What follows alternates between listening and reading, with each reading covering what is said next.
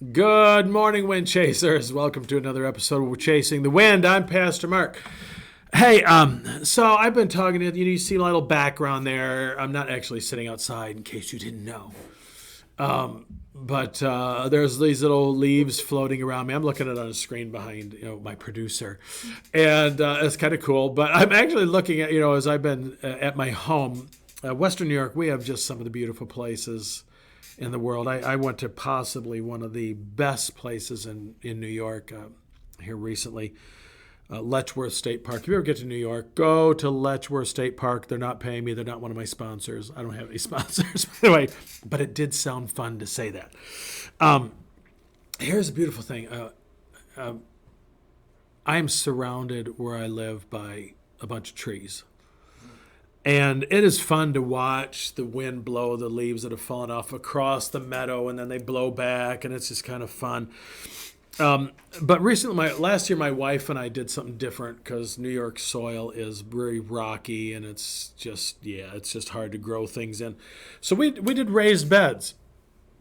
I built a couple raised beds, and so last year what we did is my backyard full of leaves. We just filled those raised beds with leaves, and we have 9 rototillers at our home, at our house. So you heard about them, free range chickens. Okay, I call them rototillers. They're dethatchers. They're like, they're cheaper than any kind of implements you would have to maintain your yard. They're a little harder to ride though than a riding lawnmower, or a tractor. None of this fun. But anyway, they're so small I just can't fit on top of them. But anyway.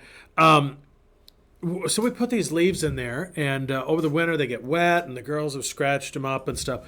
And so this year, this past spring, Sandy and I planted our tomatoes right in those decomposing leaves.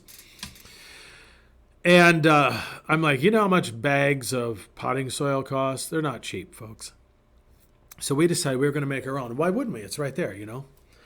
And so here was a really, really cool thing that our tomato plants grew so well in these leaves, and we trellised them, which is a little different than putting cages around them, whatever. But I won't get into that right now. But here was the really cool thing. About 2 weeks ago, something like that, Sandy and I.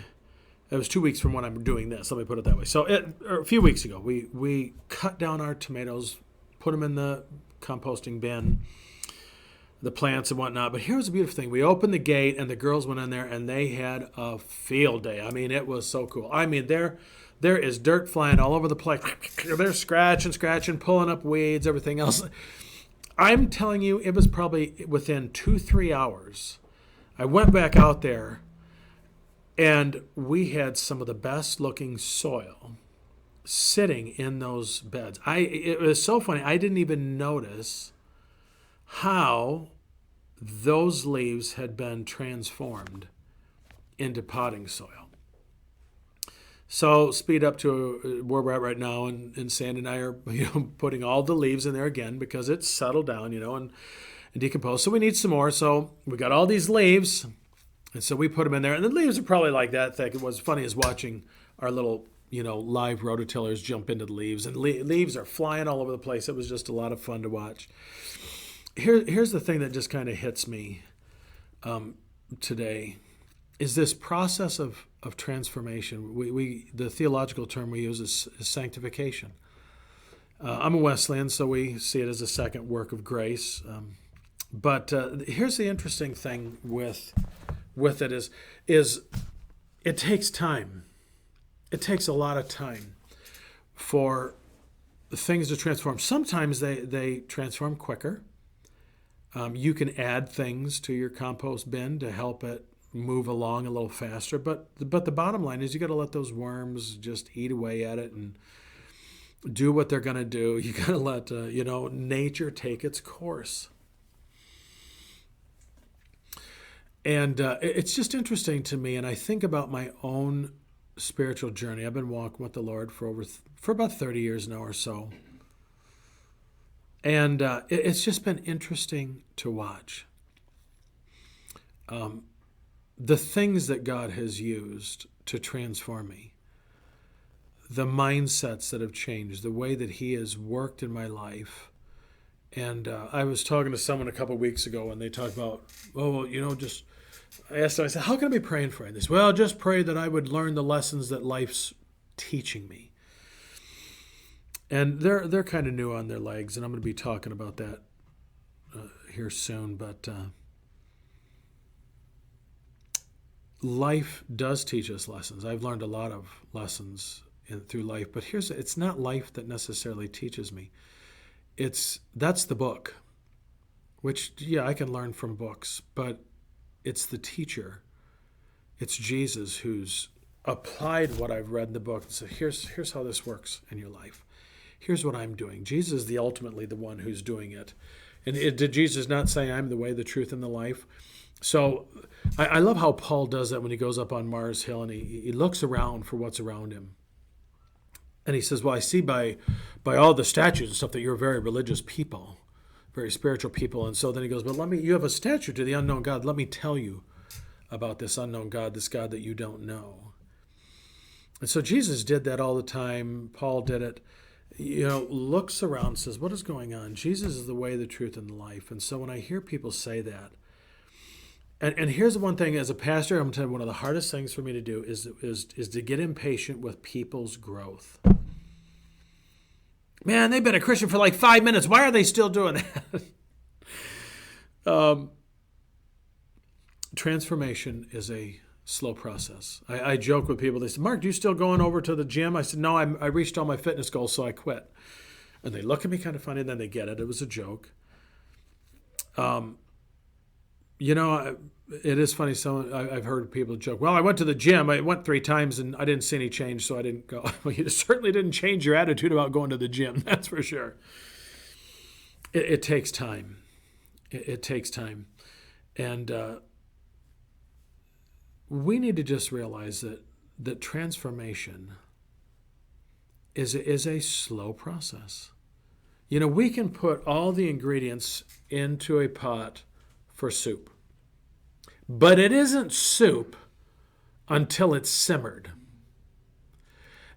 Chili can be put into a pot or into a crock pot. I like to do mine in crock pot, but it ain't chili till it's sat overnight.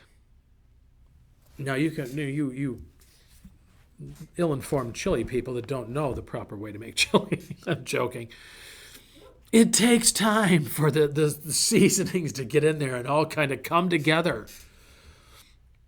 It was an amazing thing to me when I was in college, and I watched how there was a plan. I never realized it. They gave it to me and said, well, this semester you should take these classes. And they built. I didn't take Old Testament prophets class before I had taken this other class that kind of set me up for that class, to be ready for that class.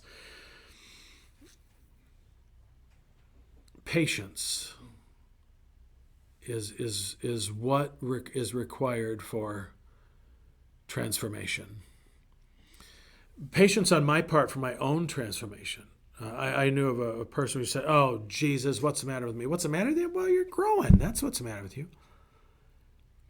We don't expect 1-year-old children to act like adults. Although I have met some adults who still act like children that I'm not sure they've ever transformed. And there's a part of me, I'm still a kid at heart, and I like that. I hope I'm always a kid at heart, always know how to play. But I also know there's a lot that needs to be transformed. There's a lot still in my life that needs to be transformed. And here's what I know is that God is patient. And he doesn't, I'm the one who's impatient, not him. So wind chasers, I want to assure you something today. If you are chasing the wind, if you're following the Holy Spirit, if you're following Jesus, you're dancing with the Trinity, I want you to know something, that don't be discouraged where you're at in your walk with the Lord. Just be faithful to him and when walking with him, and know that he's doing more in your life than you realize. And it might be people who are rubbing you the wrong way that are the very people that are helping you grow and become more Christ-like. So, wind chasers, keep chasing the wind and trusting the Lord because the wind is chasing you. Till next time, I'm Pastor Mark. Grace and peace.